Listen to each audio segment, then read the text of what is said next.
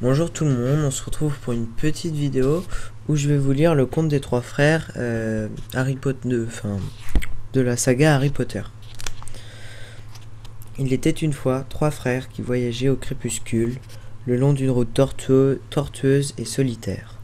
Après avoir longtemps cheminé, ils atteignirent une rivière trop profonde pour la traverser à gué et trop dangereuse pour la franchir à la nage. Les trois frères, cependant, connaissaient bien l'art de la magie. Aussi, d'un simple mouvement de baguette, ils firent apparaître un pont qui enjambait les eaux redoutables de la rivière. Ils étaient arrivés au milieu du pont lorsqu'une silhouette encapuchonnée se dressa devant eux en leur interdisant le passage.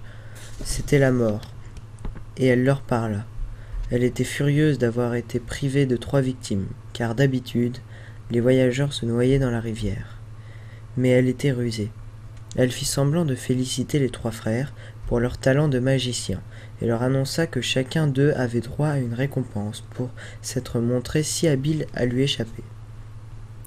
Le plus âgé des frères, qui aimait les combats, lui demanda une baguette magique plus puissante que toutes les autres, une baguette qui garantirait toujours la victoire à son propriétaire, dans tous les duels qu'il livrerait, une baguette digne d'un sorcier qui avait vaincu la mort.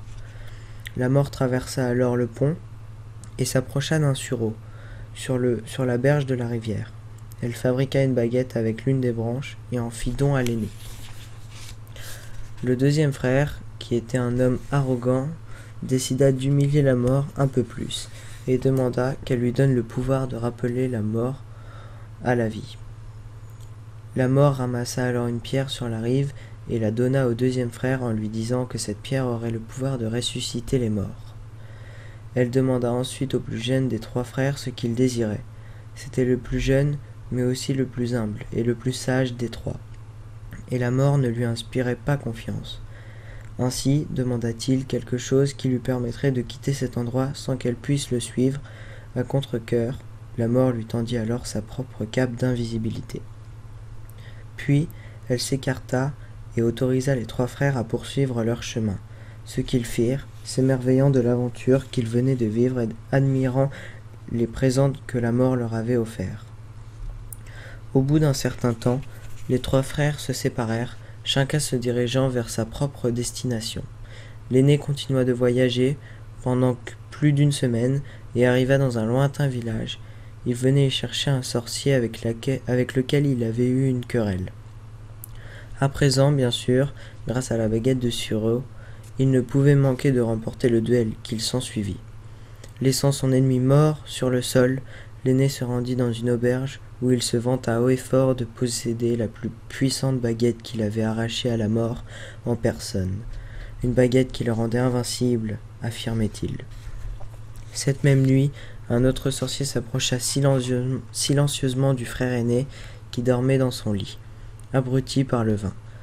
Le voleur s'empara de la baguette et, pour faire bonne mesure, trancha la gorge du frère aîné. Ainsi la mort prit tel le premier des trois frères. Pendant ce temps, le deuxième frère rentra chez lui, où il vivait seul.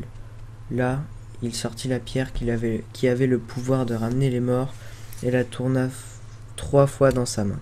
À son grand étonnement, et pour sa plus grande joie, la silhouette de la jeune fille qu'il avait un jour espéré épouser, avant qu'elle ne meure prématurément, apparut aussitôt devant ses yeux. Mais elle restait silencieuse et froide, séparée de lui comme par un voile.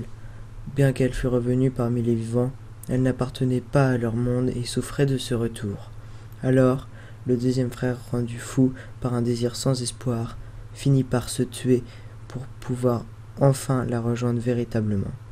Ainsi la mort prit-elle le deuxième des trois frères. Pendant de nombreuses années, elle chercha le troisième frère et ne put jamais le retrouver. Ce fut seulement lorsqu'il eut atteint un grand âge que le plus jeune des trois frères enleva sa cape d'invisibilité et la donna à son fils. Puis il accueillit la mort comme une vieille amie qu'il suivit avec joie et, tels des égaux, ils quittèrent ensemble cette vie. Voilà, j'espère que cette petite lecture des contes des trois frères vous aura plu.